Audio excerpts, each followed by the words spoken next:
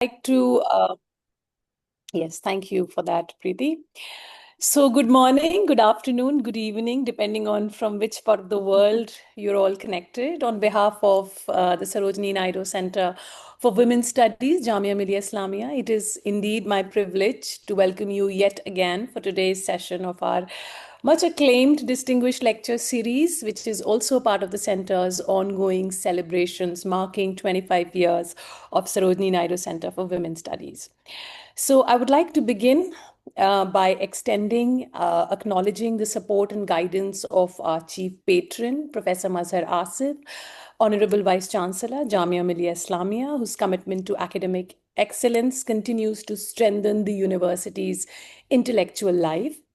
I would also like to extend my sincere thanks to our patron, Professor Mehtab Alam Rizvi, Registrar Jamia Millia Islamia, for his constant encouragement and administrative leadership in making these programs possible for us over and over again. And also a special word of appreciation and thanks must be offered for Professor Nishad Zaidi, who is the Honorary Director of Sarojini Naidu Center for Women's Studies. Her leadership has been pivotal in shaping the academic ethos and the larger vision of the center. Over the past few years, she has infused the center with renewed intellectual energy, broadening its academic horizon and also strengthening the research culture. Fostering collaboration. And it was under her leadership that the Distinguished Lecture series has actually evolved as a deeply reflective space.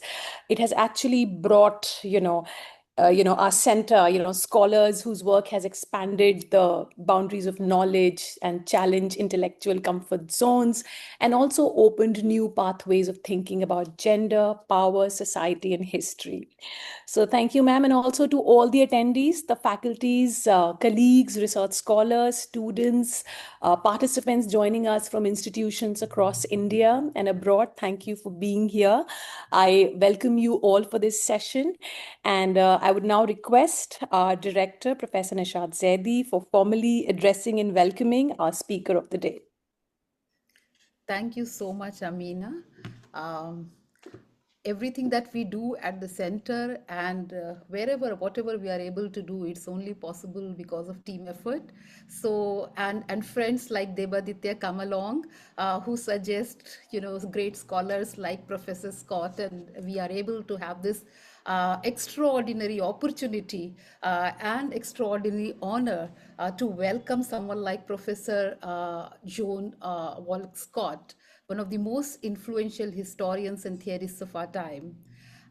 Professor Scott earned her PhD in history from the University of Wisconsin, Madison in 1969. I know whatever I say, I won't be able to do justice to the kind of work that she has done in her lifetime, but still, I have to introduce her formally to my audience. So let me still do perform this responsibility.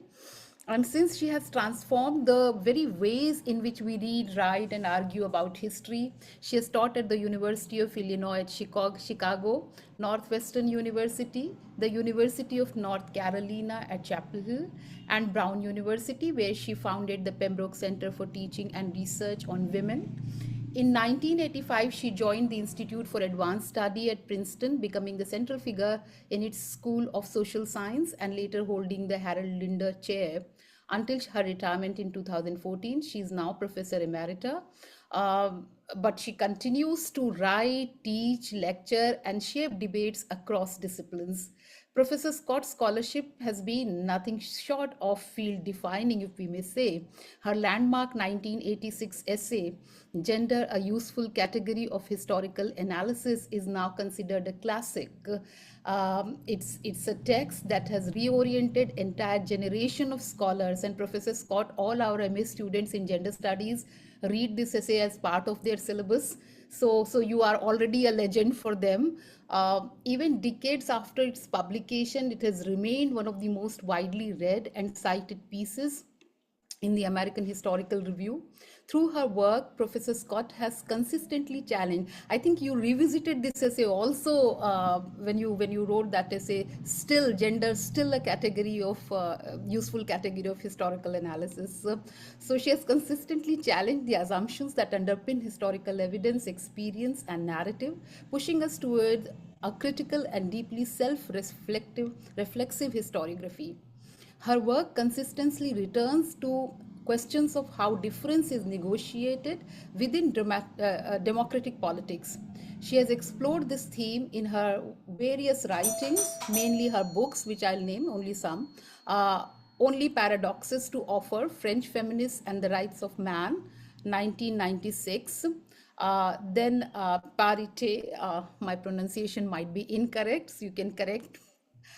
Sexual Equality and the Crisis of French Universalism, which was published in 2005, The Politics of the Veil, which was published in 2007, in Sex and Secularism, which was published in 2017, she extended her analysis of gender, religion, and the state, interrogating the historical paradoxes linking secularism with claims of gender equality. Her interest in psychoanalysis and historical interpretation is reflected in her 2011 publication, Fantasy of Feminist History, which is a collection of essays examining fantasy as a lens of reading the past. Professor Scott has also been a leading voice on academic freedom. Her long engagement with American Association of University Professors and her collection titled Knowledge, Power, and Academic Freedom makes her one of the most eloquent defenders of the university as a space of critical inquiry. More recently, in her writing, not so recently, 2020, on the judgment of history, she turns her attention to politics of history writing itself, interrogating the notion that history stands as a neutral judge of human action. Her current work continues this project, questioning the claim that historians merely let the facts speak for themselves, reminding us that interpretation, imagination, and politics are always part of the craft. Professor Scott's scholarship has been recognized across the world. She holds honorary doctorates from institutions including Brown, Harvard, Princeton, Wisconsin, and universities in Norway, Belgium, and France. Her many awards include prizes from American Historical Association, the Hans Sigrid's Prize, Middle East Studies Association's Academic Freedom Prize, the Talcott Parsons Prize for American Academy of Arts and Sciences, and even the French Legion of Honor. Her influence is, of course, global, as we can see here. Her scholarship definitely foundational, and her mentorship legendary.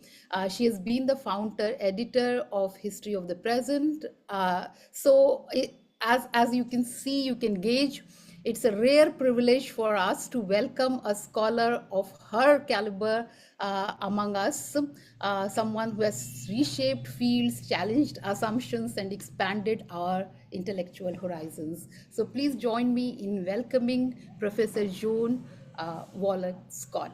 Over to you, Professor. Thank you. Well, thank you so much for that eloquent introduction. I'm humbled by the introduction, all of those things. And I want to thank you, Nishat, Amina, and Deba for making this possible, because it's always be nicer if I could be there, but it's always nice to sort of reach out and engage with people who are reading my work and who all of us are sort of working to maintain the importance of women's studies and gender studies as we face terrible backlashes at this moment. In fact, this seems to be a year of anniversaries and celebrations. It's terrific that this is the 25th anniversary and I'm pleased to be sort of part of a celebration of that. A couple of months ago, I was at the University of North Carolina, where I was one of the founders of the Women's Studies program, and they were celebrating their 50th anniversary. And so I think in this moment of backlash, it's really important to celebrate these anniversaries and to insist on the importance of our presence and of the work that we do, even in the face of attempts to abolish it. I mean, you probably know in the United States, there are states now in which you cannot teach gender studies. The programs have been abolished. They've been defined as divisive, teaching divisive concepts, and so it's really important, I think, for us to be affirming the usefulness, the relevance, the importance of the work that we will continue to do despite all of this. The talk I'm going to give today is aimed at my article, at the students who are reading or who have had to read my gender article. I thought that would be the best way to frame the kinds of comments that I want to make. I know there are people who are not who are not students, but I think my aim was to think some issues through in terms of that article on gender. And even there, I'm amazed at the longevity of the article. It's 40 years later, and I'm much, much older, and I'm 40 years older. It's still on reading lists around the world. In the course of those 40 years, I've modified some of what I say in the article, largely in relation to psychoanalysis, which I now think is an indispensable tool for analyzing gender in politics. The central concern of the article that the students have read is that analysis of gender in politics. It's not psychoanalysis, as I supplement the article with it, is not the only tool, but it's an important one because sex and sexuality are so deeply enmeshed in our unconscious processes. As I reread the article for this talk, and I have to admit that it's been a long time since I've read that article all the way through, I was struck by the importance I gave to posing questions rather than to declaring meanings. You may not know that the original title of the essay was posed as a question. It was called, "Is Gender a Useful Category of Historical Analysis?" Question mark. The editors of the American Historical Review, where it was first published in 1986, made me remove the question mark. Their house style did not allow questions in the titles of articles. You had to make an assertion rather than ask a question. In an odd way, that editorial decision misrepresented what I wanted to say. To understand gender, we have to ask how the categories male, female are operating in different contexts to create not only the meanings for sexed bodies, but also to legitimize unequal social and political relations that may have nothing to do directly with sex. So there are two central propositions to my definition of gender in that article. The first, and I'm quoting, "Gender is a constitutive element of social relationships based on perceived differences between the sexes." Note here that I say perceived differences between the sexes because I want to make it clear that biological difference is not self-evident or transparent. It has to be interpreted. Meaning has to be attributed to it. Among the questions that follow from this are whose perceptions are at stake here? What interest informs these perceptions? How are they established in cultural practice, in law, in science? How are they enforced? Under what conditions do they change? So that's the first point. The second point is, quote, "Gender is a primary way of signifying relations of power." Another way I put this was to say that gender constructs politics, that is, gender legitimizes power relations, and politics constructs gender. That is, the legal, medical, economic, and other power discourses give meanings to sexed bodies.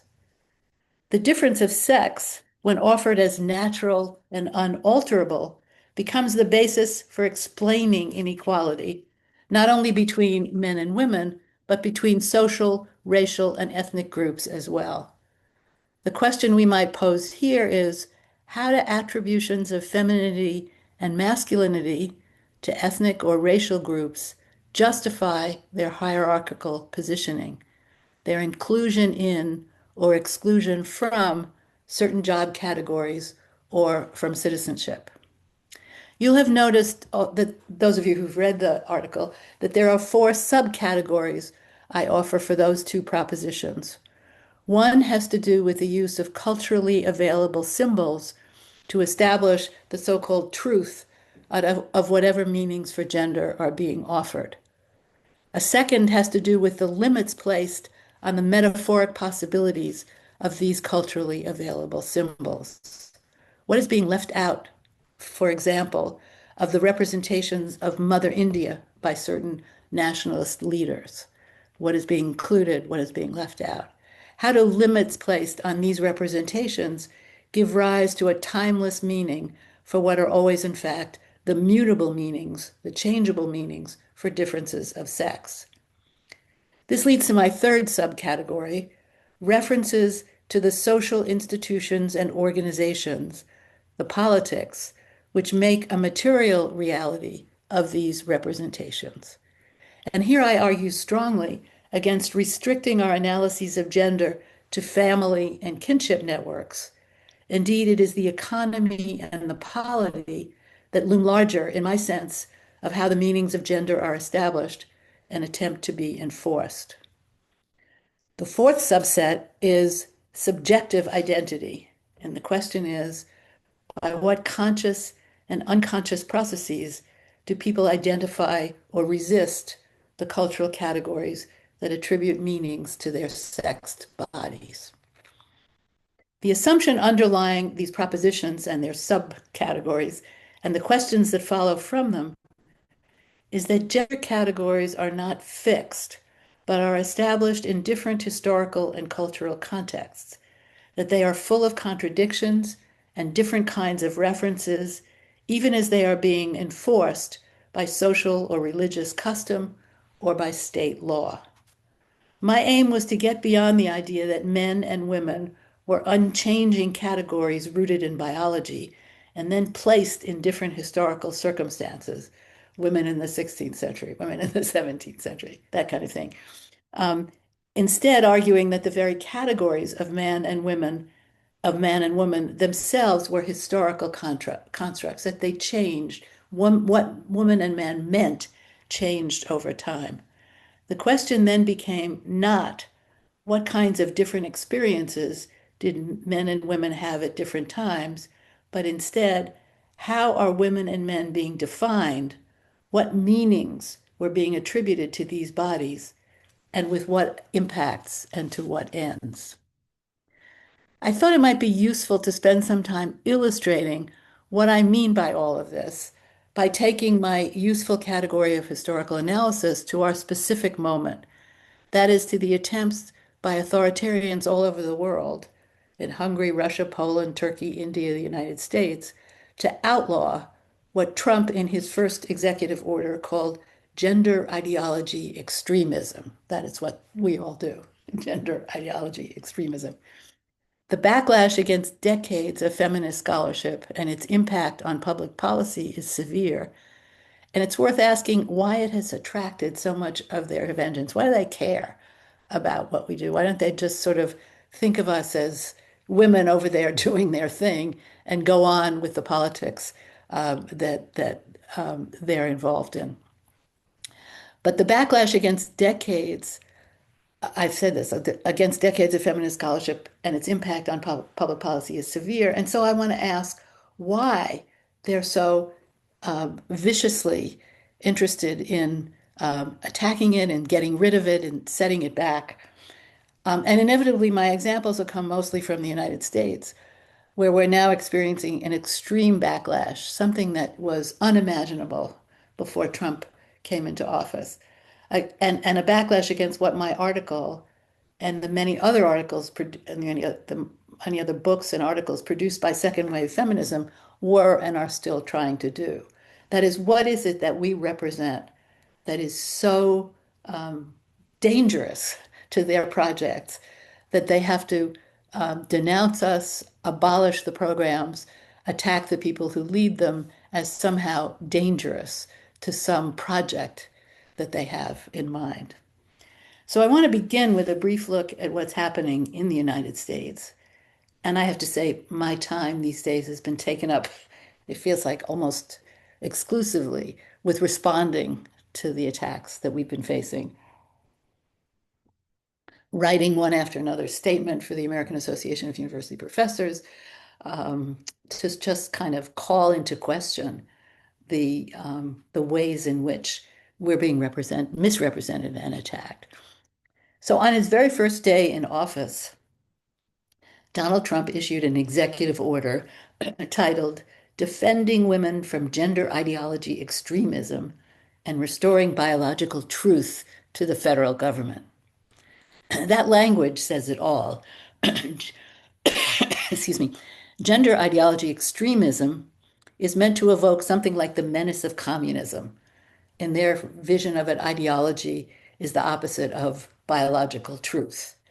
Biological truth is said to rest on the different reproductive functions of men's and women's bodies, the actual gametes said to be present at conception in these different bodies. These gametes, in fact, aren't present at conception. They develop in the course of the fetus's development, but no matter. And women are not to be granted equality, but to be defended from gender's claims that biology is not determining of the social roles of women and men. In the first 2 pages of the executive order, the words biological reality appear at least 5 times. But interestingly, and for those of you who've read the French philosopher Michel Foucault, the next 5 pages are taken up with the federal agencies that will enforce this reality, suggesting, of course, that it's the law, not nature, which originates this biological reality. The biological reality itself has to be imposed legally. Otherwise, it doesn't exist. It's no coincidence that Trump's people have made women's role as mothers a primary object of their policy concerns. That was the reasoning behind the majority decision, which overturned the abortion law in last year. It's why Vice President J.D. Vance's wife has given up her legal career, and why some Republicans have called for premiums for families with many children.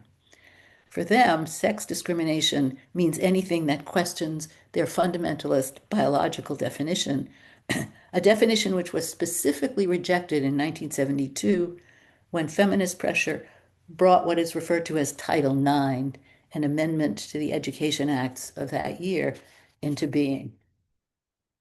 Title IX was part of a series of laws in the 1970s, the right to abortion among them, when policymakers responded to feminist challenges to the idea that biology determined women's character, and so their ability to play competitive sports, to enter the professions of university teaching, law, and medicine, and to stand for elective office.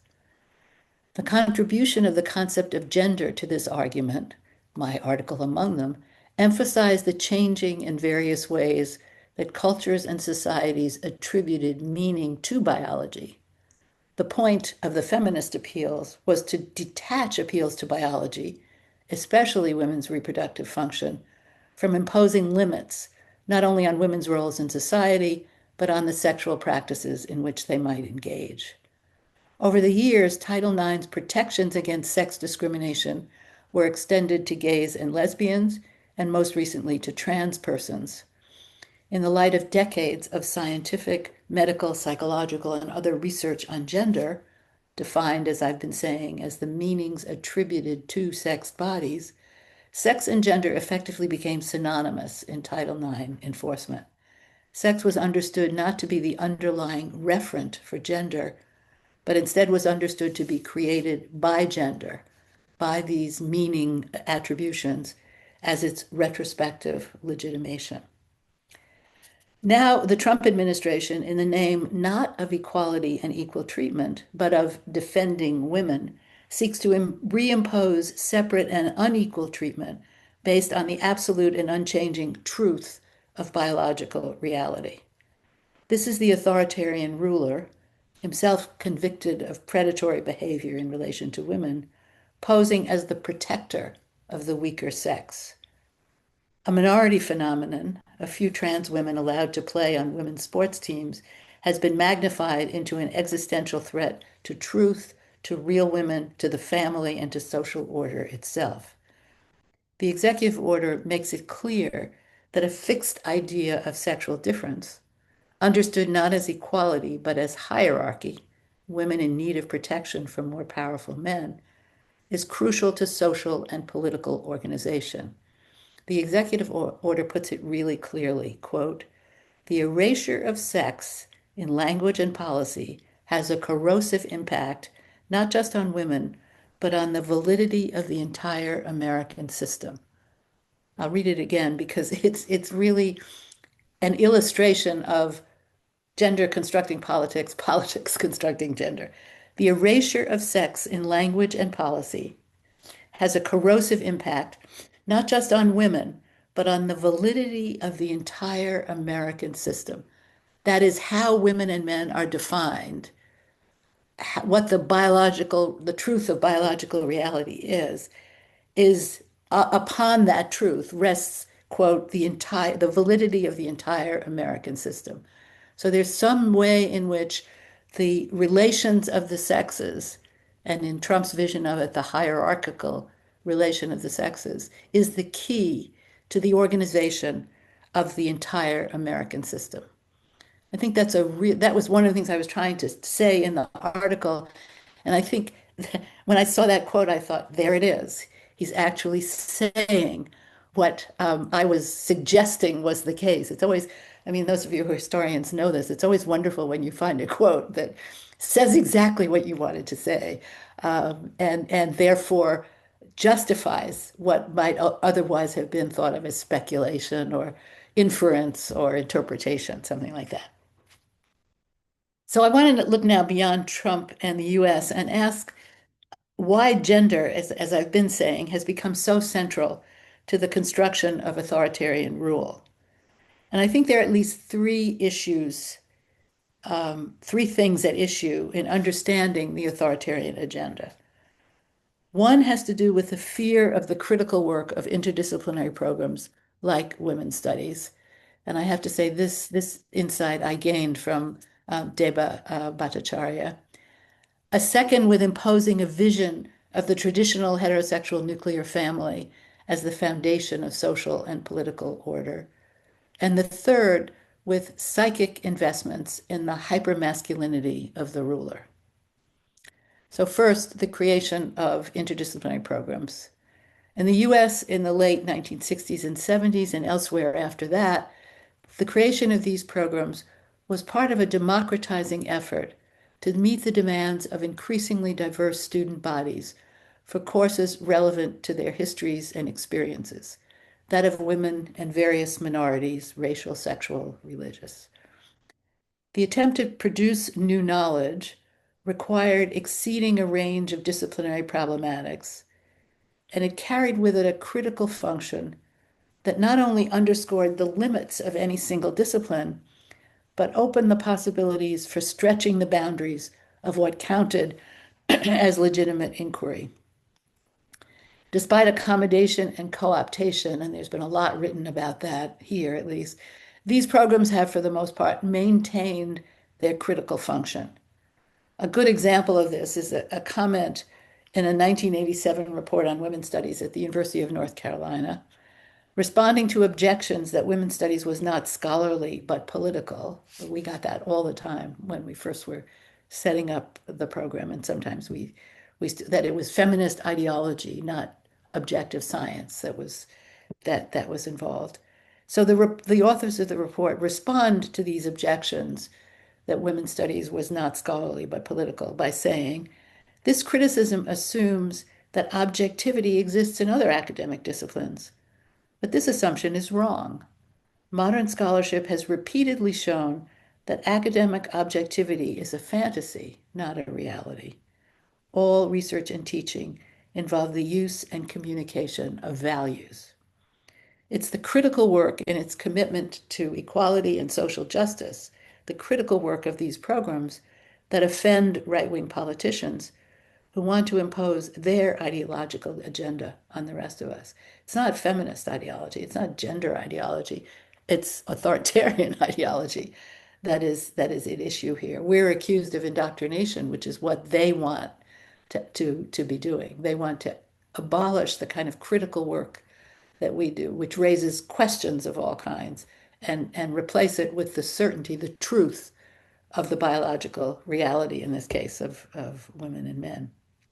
So that's first. The interdisciplinary programs themselves take a critical approach to knowledge production that challenges the certain and a critical approach to knowledge production that understands knowledge production to be about always pursuing a truth that cannot be fully captured. The point of the work that we do is to question the very premises, even of our own work, of our own values, and to keep pushing for better and better interpretive explanations of things. And of course, the point of the authoritarian ideological approach is the opposite of that, is to be certain. We're uncertain. We're pursuing truth. They are certain, and they don't want anything to upset whatever it is they're offering as the ultimate truth of, in this case, of the difference of sex. So that's first. The second is that an ideological, patriarchal, nuclear, heterosexual family is at the center of backlash campaigns, whether defined in religious terms as a God-given institution or in secular terms as natural or cultural. It reflects less the realities of sexual and intimate relationships than it does an aspiration to certainty and stability in this realm. So here again, what we want is stability, certainty, not questioning. The discourse of the family has long served to refuse feminist calls for change.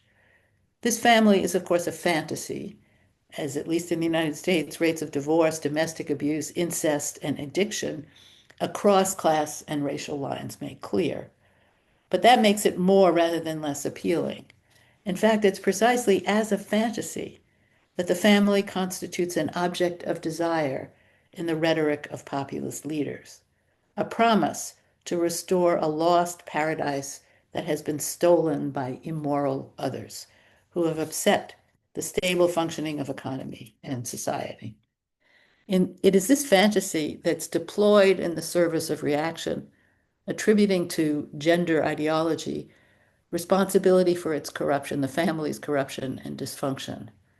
This is a displacement of causality that largely because of its psychic appeal, no arguments from history or reason have been fully able to refute. It's this common sense notion that there was once a perfect family and that somehow or another it's been taken away. And the restoration of that family is the promise, at least of the authoritarian rulers whose work whose claims I have looked at. And my third point about the reasons for this backlash, so we have the critical work of interdisciplinary women's studies, the fantasy of the restored nuclear family. My third point is analysis of the hypermasculinity of the authoritarian ruler. And that's based on feminist readings of psychoanalytic theory. At the heart of the fantasy of the patriarchal family is the rule of the father, who is taken to be the source of support and protection for his dependents. Remember, Trump's executive order is about defending women from gender ideology. As the model for politics, the ruler assumes this position of the father, but he's depicted as super powerful. Freud calls him a primal father, whose virility is a mark of his extraordinary strength. His power consists in his ability not only to provide pleasure to his followers, ending restrictive regulations, exemplifying libidinal excess, but encountering the weakness that threatens to undermine the social order with his strength. The Slovenian philosopher Alenka Zupančič suggests that weakness is represented as castration, not literally castration, but as sexualized impotence, and embodied in immigrants and trans people who must be contained or eliminated lest they somehow contaminate the rest of society. Weakness is contagious. When imagined as castration, it's understood as the loss of the possibility for pleasure. Contagion operates in this case as a paranoid logic. They will deny us pleasure that is rightfully ours. The ruler demonstrates his power by literally promising to contain the contagion by wiping out the weak. His followers derive a perverse pleasure from the cruelty and the violence he and they practice in the process. I've long wondered about the joy that right-wing nationalist thugs seem to derive from the cruelest of their measures and the need to publicly display them. Zupančič offers some insight into the connection. Brutality has a highly sexualized dimension to it. It is, after all, a sign of male potency. At least in the West, the excessive display of sexual prowess is the animating force that justifies the extraordinary power the authoritarian ruler assumes. But the apparent claim to this individual man's uniqueness actually feeds a collective male fantasy. Their projected identification with him is the source of the libidinal appeal of these rulers. The rulers represent the fulfillment of their followers' fantasies of a restored masculinity, the promise to them to bring back a lost or threatened order of social, political, and economic, racial, and gendered hierarchy. Listen to the Republican Senator Josh Hawley seeking to refute what he called the emasculation of the American man. Liberals, he told a National Conservative Conference in 2021, are attempting, quote, to give us a world beyond men as part of their aim to deconstruct America. The left, quote, and this is more of a quote, the left want to define traditional masculinity as toxic. They want to define the traditional masculine virtues, things like courage, independence, assertiveness, as a danger to society. In Hawley's eyes, and he's certainly not the only one, the future of American society rests on the protection of this version of masculinity. I'm suggesting that in this moment of global capitalism's neoliberal crises, extremes of economic inequality within and across nations, massive displacement and transfers of populations, unending wars, insurmountable debt, I'm suggesting that those who seek to stabilize, indeed to embody political authority, make the certainty of sexual difference, the immutable biological reality of men and women, and the superior power of men over women a cornerstone of their appeal. In this context, feminism's historicizing and denaturalizing of gender is rightly taken to be a dangerous, destabilizing force that must be defeated at all costs, hence the backlash. The backlash against women and gender studies programs is a refusal of critical knowledge production. To the extent that these programs look to end discrimination based in the normative regulation of sex and sexualities, they seek to produce knowledge in the interest of bringing about social change. But such change is anathema to conservative and right-wing movements that endorse and benefit from what they conceive to be natural, immutable hierarchies of social and political organization. To the extent that the patriarchal nuclear family provides a model for these hierarchies, maintaining its status as natural is of particular concern for these groups. Their authoritarianism relies on an endorsement of the power of paternal rule. Their psychic appeal offers the fantasy of the virile, primal father as the incarnation of that power, the power to dominate and to protect, but also to punish, and so to restore a lost order, really the fantasy of a lost order, the order of nature, of sexual difference, real biological women and men, marriage between a man and a woman, as the foundation of political rule. This is the ideology of patriarchy that for all the modifications of it retains a strong hold on what counts as common sense. It provides authoritarian rulers and their parties with a resource to be drawn on as they mount their challenges to democracy. This is an example in a specific global historical moment of the way in which politics is being used to construct gender, in this case, the so-called realities of biological sexual difference, and gender, the notion of fixed hierarchy of powerful men and dependent women, is constructing authoritarian politics. Gender constructs politics, politics constructs gender. To sum up, I want to return to the questions feminist gender analysis needs to pose and that my article suggests we must ask. If, as my comments on the authoritarian invocations of biological reality suggest, sex, gender, and sexual difference are effects of a specific political program, discursively and historically produced, then we cannot take them as points of origin for our analysis.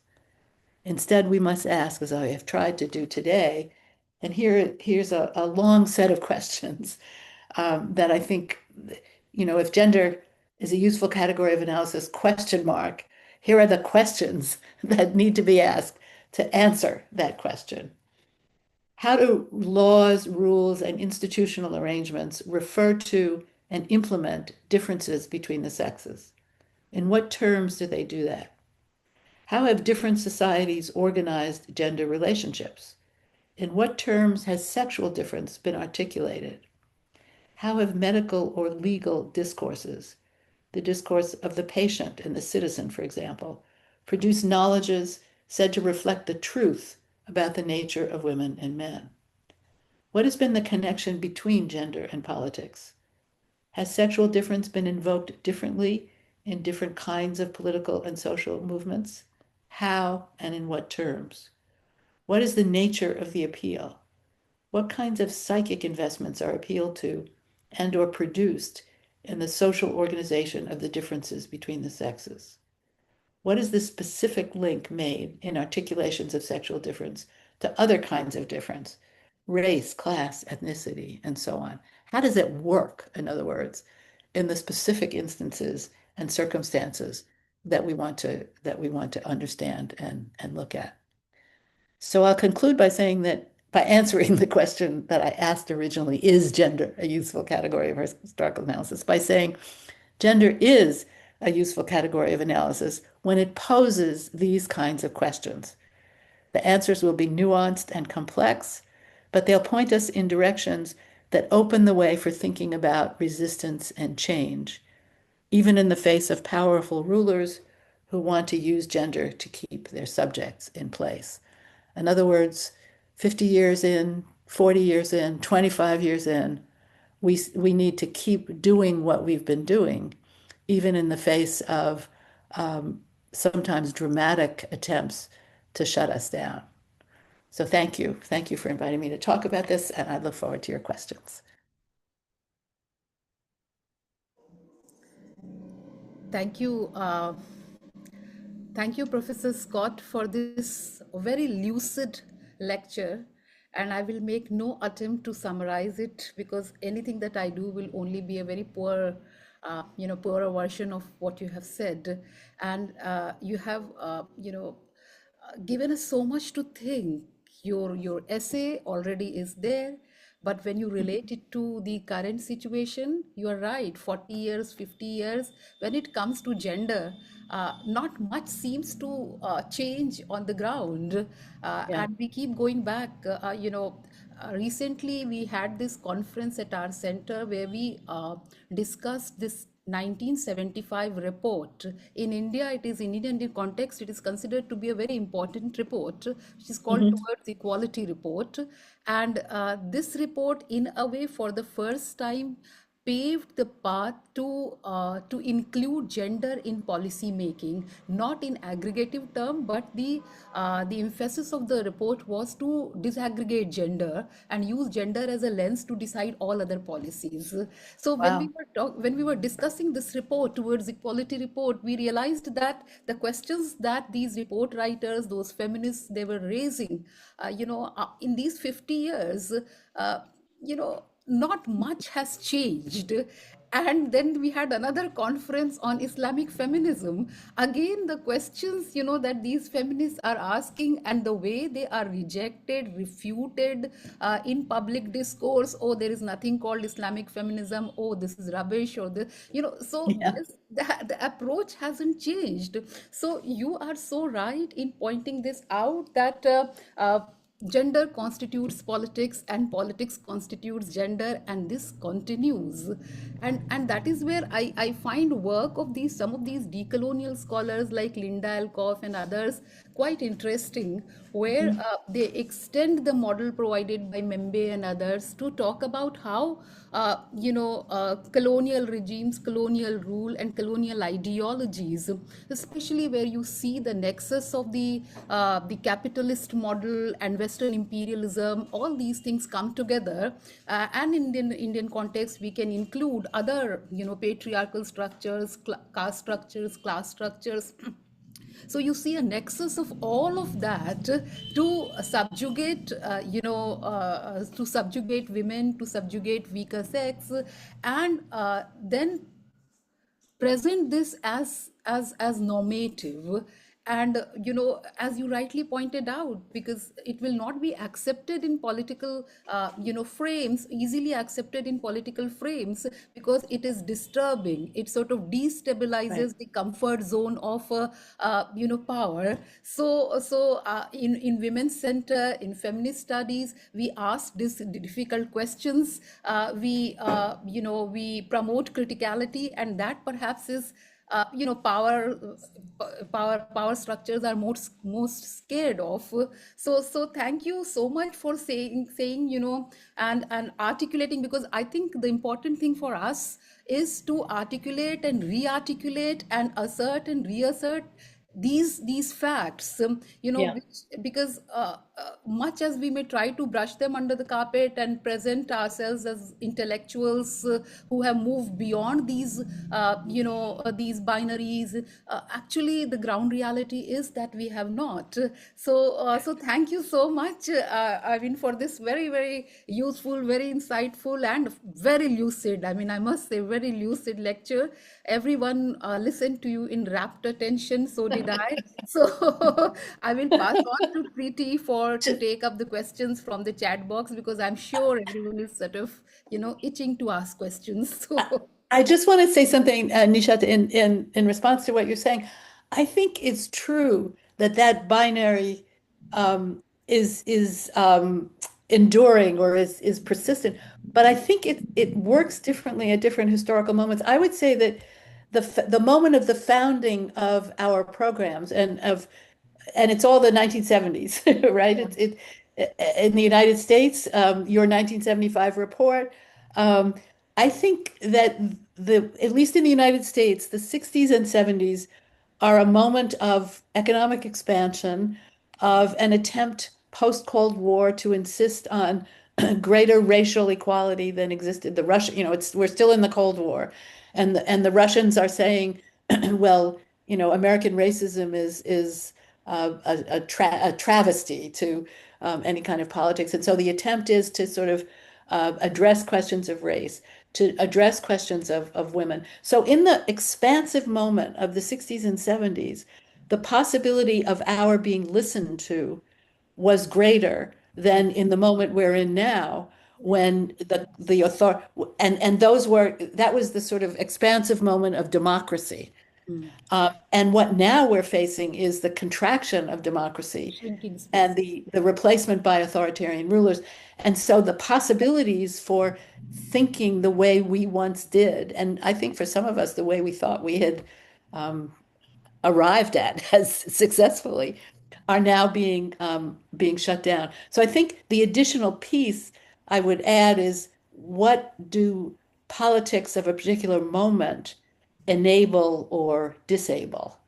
That would just be my addition to what I think you're saying. You're right. You're absolutely right. So shall I pass it to Preeti, because I can see questions in the chat box? So Yes, yeah. Preeti, over to you. Thank you, ma'am. And thank you, Professor Joanne, for this wonderful lecture. And the chat box is absolutely flooded. So without further ado, we will take our first question. It is by K.R. Ragi, who asks, in an institutional setup, we see that men who have the administrative power project their manipulations that leave no physical or tangible proofs. When women of the system question them, they get dismissed by defining their resistance as swayed by emotions, fantasy, or hysteria. It might seem a peripheral concern, but I would like to know Professor Scott's say on this? Yeah, I mean, I think what's being described here is that the things that go with the binary, that is, men are rational, women are emotional, men are uh, men have the ability to enact certain kinds of power. Women, when they criticize them, are swayed by emotions, fantasy, or hysteria. It's, I mean, I think what you're describing is one set of binaries that goes along with the hierarchical positioning of women and men. It goes back centuries, that difference, that we are also ruled by our bodies, and men somehow are, their bodies don't matter. You know, it's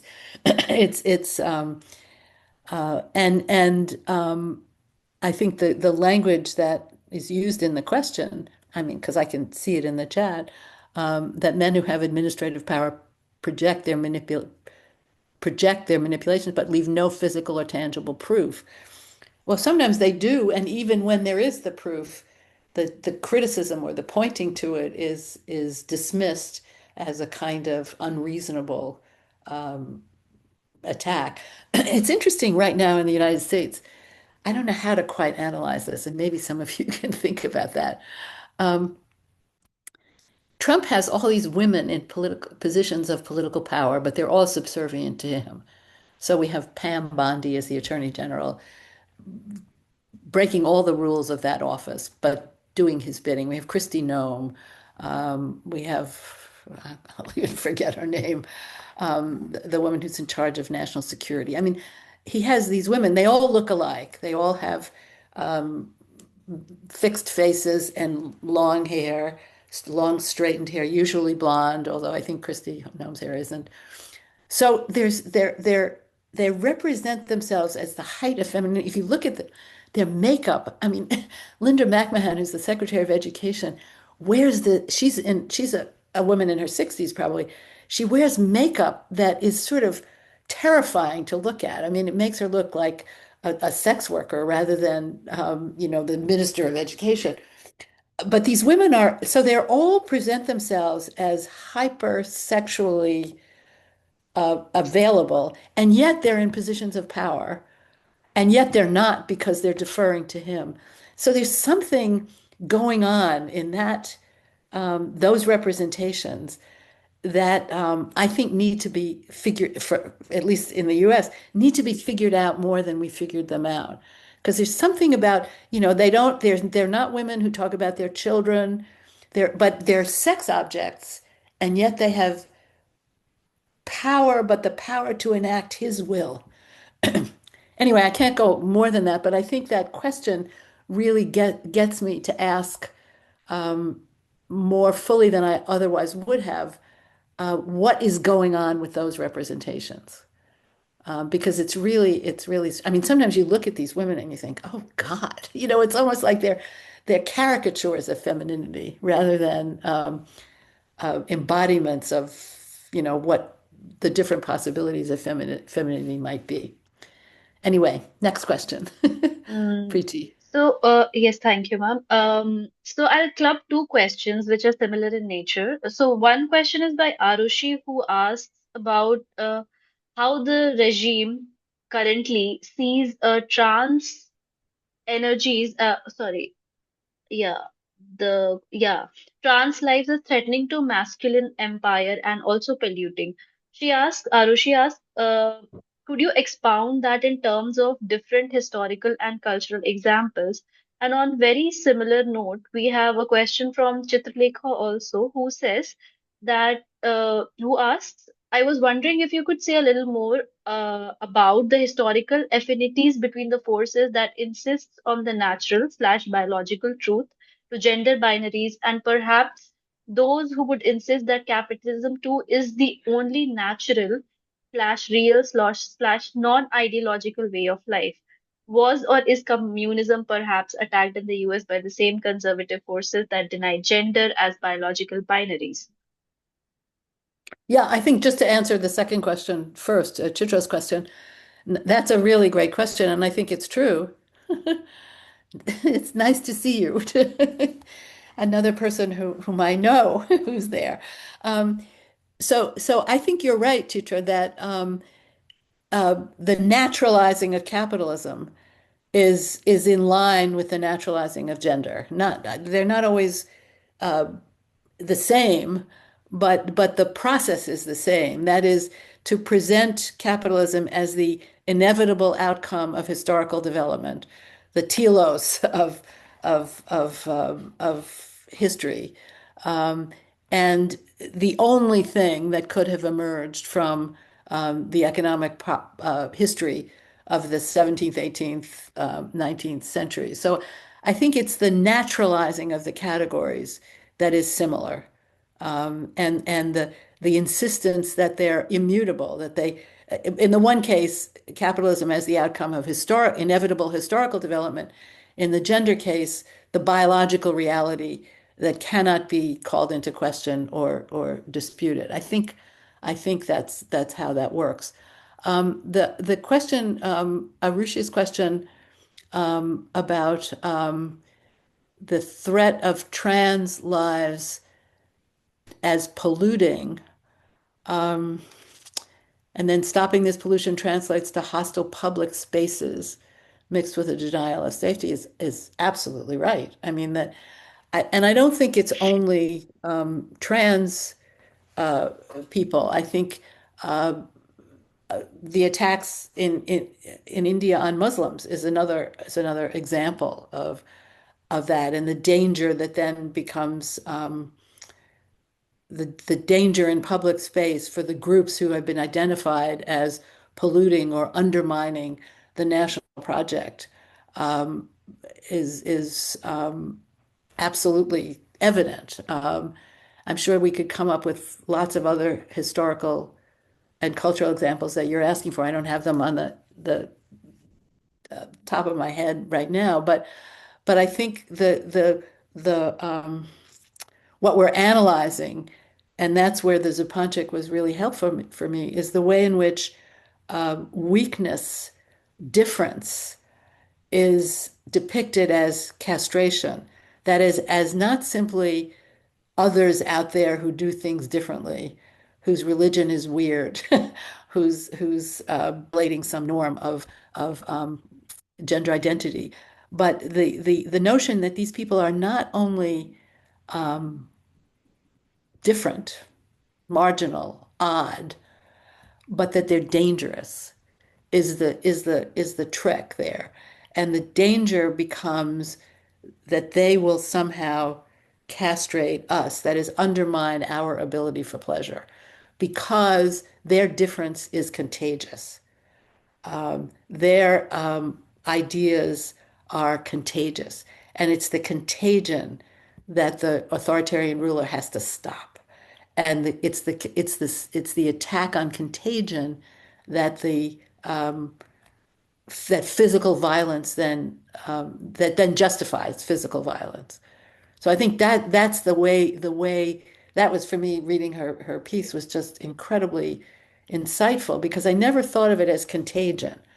I thought of it as difference, as sort of wanting to dismiss difference, as a desire on the part of authoritarian nationalists for homogeneity. In the United States, it's white Christian. Our nation is being defined as a white Christian enterprise with men as its head.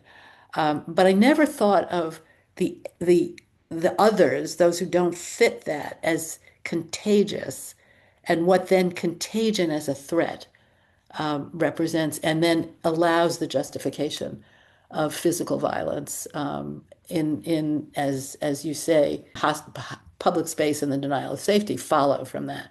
You have to get rid of them. Contagion has to be the germ, the cancer has to be eradicated. It can't be allowed to exist. And that's one of the really dangerous developments, I think, that we're seeing right now, is the increase in calls for the violent containment of these people. So do you have another question? We have a lot of Preeti? questions, ma'am. There is another question by Ashma Fatima. I hope I'm saying that right. Who asks, you have written about the four aspects of gender, but if we talk about the Indian space, it is structured by a durable caste gender nexus. Caste stratifies access to resources, ritual status, and spatial mobility, and intertwines with gender to reproduce distinct regimes of honor, seclusion, and labor division.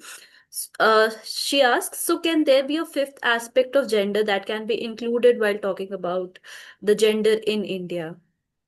Yeah, I think it's a really good question, and it could even go to talk about it in other spaces as well. That is the extent to which, if not caste, race in the United States stratifies access to resources, ritual status, and so on, or religion in the case of Muslims in the United States.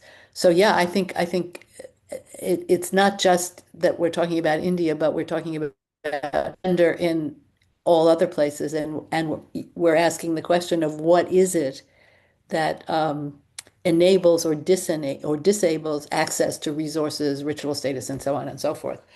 And so, yes, I think that's a really good question, and I think we could add it as a as a fifth. If that article ever gets reprinted yet again, I might have a footnote that says, "Thank you, Ashma Fatima, for this addition, for this fifth addition to the list." It's the sort of intersectionality question, really. What is it that we're asking?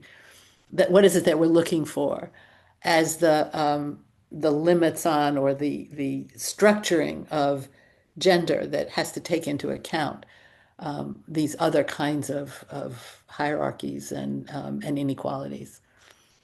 Thank you, ma'am. Our next question is by Abhishek, who asks, if political institutions are both the mechanism for advancing gender equality, which is through laws, quotas, and non-discrimination policies, and the historical site where the gender binary and patriarchal power were first formalized and sustained, is there a pursuit of reform or inherent paradox? And on similar, since I know my question is on the similar notes, I have asked, so we have an Indian sociologist, Sharmila Rege, whose work is on caste and gender, and she mentions how gender studies, when it inducted into the formalized system that is within the system of the state, an attempt in sorts have been made to depoliticize and domesticize the field, where the advanced studies field have been put into these silos without actually allowing them to function as a whole in some way or the other. This is what she tells in her Mhm. speech. So I would like to know your perspective on that, and also coming back to Abhishek, what he says, that is it like a paradox? Is there no hope, or like what do we do next? I don't think, just to go to the Abhishek's question first, although you're absolutely right, they're connected. I would say that, and it goes back to what I said, I think about the 1960s and 70s versus now. Yes, political institutions are a mechanism for advancing gender equality through laws, da da da. But also historically the site where power is first formalized and sustained, the pursuit of reform isn't an inherent paradox. It's the place where you have to pursue it. I think that what we do in scholarship is produce the knowledge which becomes the legitimizing arguments for reform. The problem then goes to your question, Preeti, which is the way in which radical attempts at reform become co-opted and domesticated, and made to look more reforming than they are. So that I think is the trap of liberal democracy, which is that it will only go so far in um, accepting the changes that, in the case that we're talking about, that feminists are calling for. And so it goes up to a certain point, and then it it becomes co-opted, so that in some cases, for example, my book on the veil in France sort of addresses this in some ways. That is that I'm just trying to figure out how to articulate this. So or not my book on the veil, let's leave that aside. And just so there's a guy named Roderick Ferguson who in the United States has written, I think the book is called The Disorder of Things, playing off on Foucault's The Order of Things. And what he shows is the ways in which the various movements for the various studies programs in the 1960s and 70s in the US, which are meant to address the a new production of knowledge, feminism, African American studies, ethnic, and so on, that those get co-opted into a notion that they're radical claims that they have been excluded from knowledge production, are taken are translated into supplementary, so we have the French Revolution, we have women in the French Revolution, but it doesn't change our notion of the French Revolution. Or, yeah, there are women in history, but it doesn't change the more radical critique of what counts as history and how the kinds of history that we've been given do or do not address the questions that of equal representation or undermining the biological arguments about gender would address. And so his argument is that multiculturalism, which was everybody gets happily represented, was the replacement for the radical critique that these minority and women's studies programs brought to knowledge production. And so I think that's what we're up against all of the time, trying to hold on to the more radical analysis, even as it's being accommodated in a liberal vision of the kind of pluralist university that denies the most radical aspects of the critique. But I think it's less a question of an inherent paradox than an unending fight to kind of insist on the more radical analysis. And it's there, you find it in books and articles and the kind of work I'm sure that some of you are doing. But it just needs to keep being, it has to be constantly reasserted because it's always about to be co-opted. And I think that's the more general problem of liberalism, liberal democracy, whatever we want to call it, which wants to deny the structural issues and look at the presence of difference as the solution to the problems of inequality. I don't know if that answers the question, but that's as good as I can do. I think to some extent it does. Thank you, ma'am, for the answer. Our next question is by Chaitali, who shows her gratitude about the talk Preeti, and asks that you rightly. Preeti, sorry to interrupt. Why don't you read all the questions together now and Professor can answer them together? Would that be fine, Professor Scott? Because I Sure. think you'll be very tired. I mean, we're making you so We're much. running out of, well, it's earlier in my day than in yours, but it may be tired. I had to get up earlier. You're staying up earlier, so we're tired on both ends. Preeti, read all the questions together. Huh? All right, Okay. ma'am. So the question by Chaitali is that her concern is that in South Asia, methodological frameworks are not yet equipped to rigorously incorporate subjectivity without building reflexive, feminist, and decolonial methods into our training. Subjectivity risks becoming intuition rather than a disciplined approach. I would believe that we must therefore invest in situated objectivity where values and lived experiences strengthen rather than weaken academic rigor. I think that's more of a comment than a question.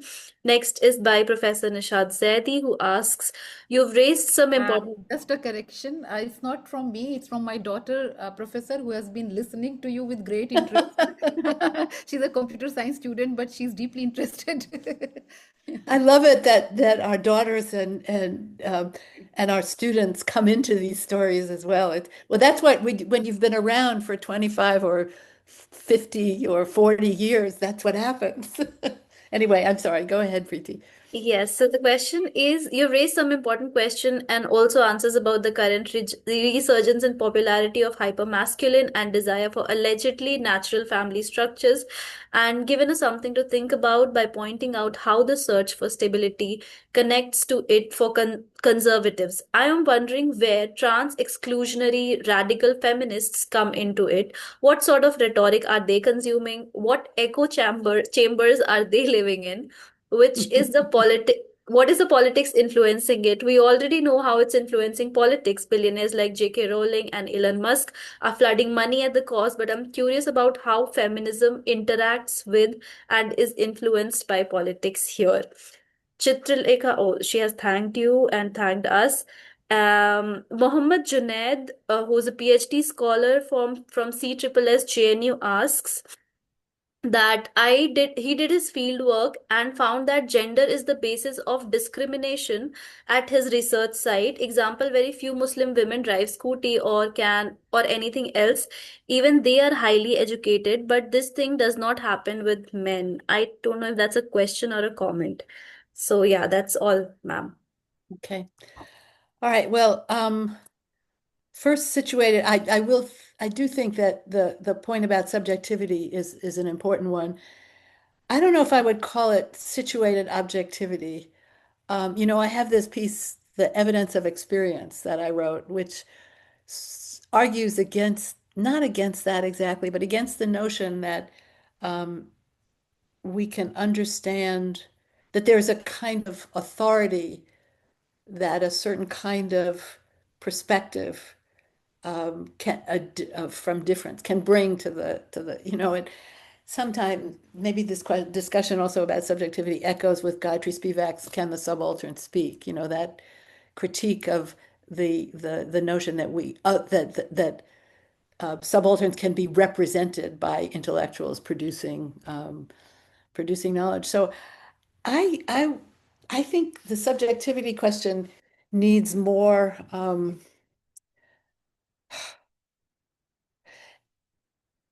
That I would come at it, I guess, the way I try to in my experience article, which is that the definition or the understanding of experience is always structured by a set of conceptual operations, and that we need to take that into account when we talk about subjectivity and what produces subjects. One of the things for me, I think, in my Only Paradoxes book, I argue, is that part of what you have to take into account is the attribution to subjects, differentially placed, of some kind of dominant discourse, which they are then defining themselves both in opposition to and in terms of.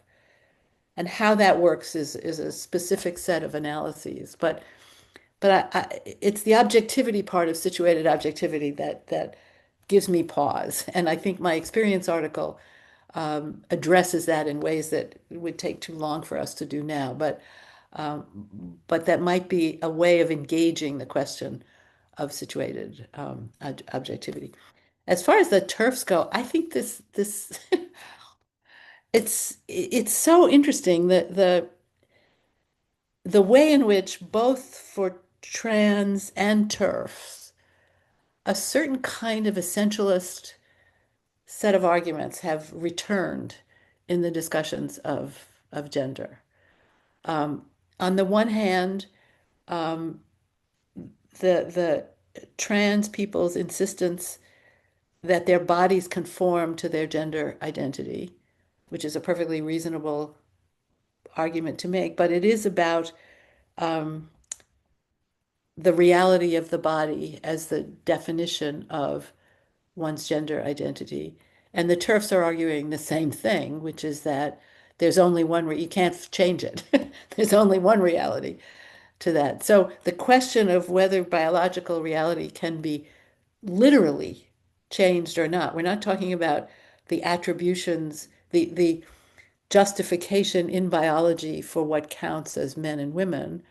We're not talking about gender as opening the possibilities for thinking all the different things one can do with that body, that the body isn't the determination of sexuality and sexual practices. So you have, on the one hand, this kind of messing up of the biological the association of gender with biology, and on the other hand, you have this fight, which ultimately is around the same essentializing drive. And I don't know how to think about that. I mean, I find it fascinating that the return to a certain kind of biological certainty replaces the arguments about the impossibility of understanding what gender, what these bodies mean. And there's a book came out last year by Elizabeth Weed, who was with me the founding person of the Pembroke Center at Brown and one of the editors of the journal Differences. And the book is called Reading the Impossible. And what she argues is that in the 60s and 70s, at least a certain kind of feminist approach, theoretical approach, understood gender to be impossible. The meanings of the physical differences between the bodies, or the meanings of these bodies, understood it to be impossible. Ultimately, it could mean anything. And the struggle. I wrote a piece on the basis of this, saying why I thought psychoanalysis might be useful for historians, which historians are always saying it can't be, because you could understand the historical expressions of of gender, or of some dominant discourses about gender, to be about nailing down what was impossible to nail down. And so you could look at any particular moment, ours included, but other moments as well, as the attempt to define culture and politics, the attempt to, as in Trump's executive order, the attempt to put into law a set of meanings that are otherwise impossible to arrive at. So we messed up gender. The current move, and so Elizabeth Weed says, so okay, that was then, that it was impossibility that we were after. Now it's certainty that people are after, and not just the authoritarians. So the thing that's interesting about trans and TERF is that certainty is at issue in both cases. The certainty that my body will conform to who I think I am, to the meaning I want to establish, but it has to be it has to be grounded in a biological representation, or a physical representation of myself. And the TERFs saying, you can't mess with these bodies. The TERFs sort of like Trump. There's a biological reality at birth, and there's no changing it or denying it. So on the one hand, you have a kind of flexible notion of what the body might be. On the other hand, a rigid one. And I'm certainly on the side of trans and not TERFs in that argument. But the larger question is, as Weed points out, the replacement of impossibility with certainty.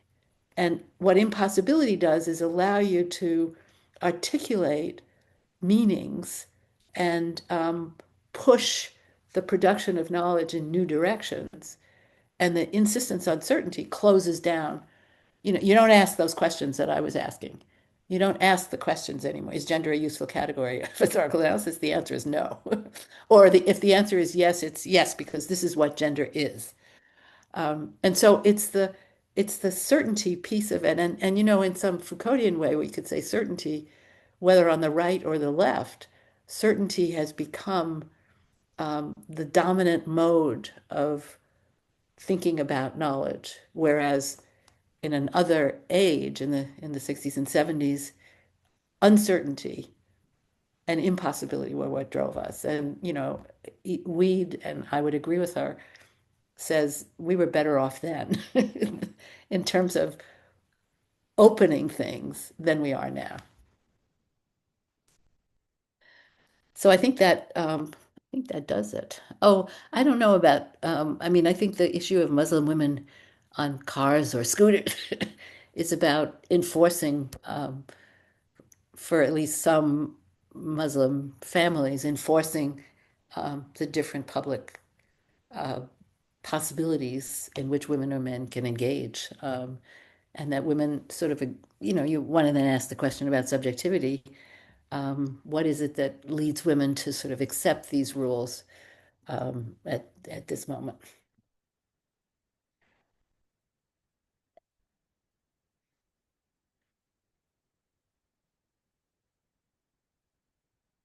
I think with that we have come to an end, and I hand it over to now Dr. Amina for vote of thanks.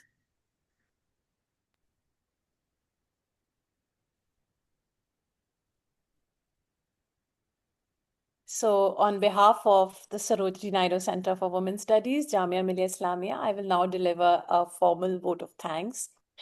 First and foremost, immense gratitude to Professor Scott, in a moment, in the world marked by a very deep economic inequality, global displacement, and neoliberal capitalism. You really showed us today why authoritarian movements across the world, and more specifically in US, have turned to the certainty of sexual difference as a stabilizing fiction. And you also, your lecture today, you showed how the backlash against women and gender is an attempt to silence the critical knowledge production, a kind of scholarship which actually historicizes, denaturalizes, and exposes the ideological uses of biology and family. So, feminism threatens authoritarianism not because it is ideological, but because it actually dissolves the certainties, authoritarianism depends upon. And I think this is exactly what we are also committed at Sarojini Naidu Center for Women's Studies. So, on behalf of Sarojini Naidu Center for Women's Studies and everyone who has gathered across the globe, we thank you for a lecture that has sharpened our understanding of the present and also reminded us why critical scholarship matters now more than ever. So thank you so much.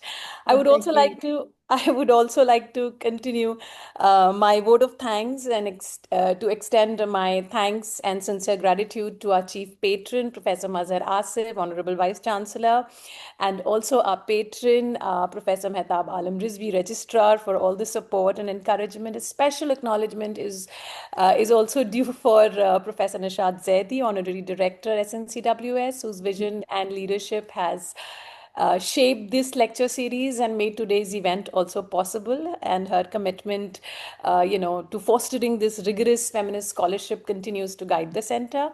Finally, our gratitude to all the scholars, all the faculty members, all the students, participants who have joined us across the globe.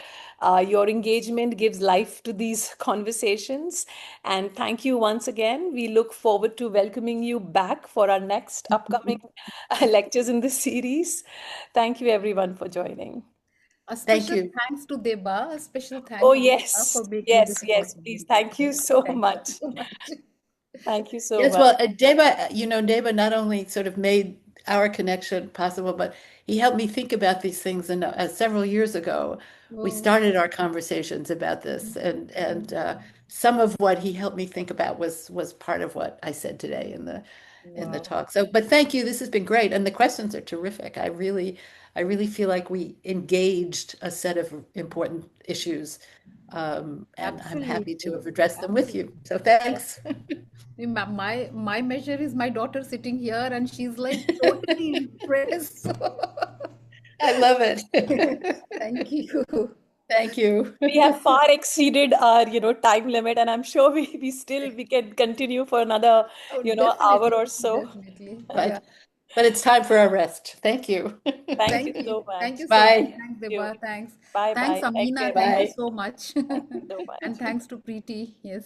Thank Thank you. Bye. Bye.